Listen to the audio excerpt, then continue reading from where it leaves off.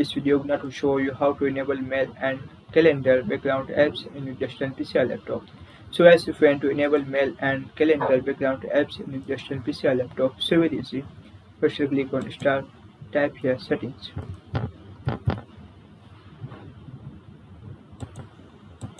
Click on Settings, click on Privacy, scroll down, click on Background Apps, scroll down, and here option Mail and Calendar. So if you want to enable or turn on /2 of on position. That is. So guys, this is very simple and easy if you want to enable mail and calendar background apps in your desktop PC or laptop. Thank you for watching this video. Please like, share and subscribe to my channel for latest update. Please comment this video useful or not. Thank you for watching this video.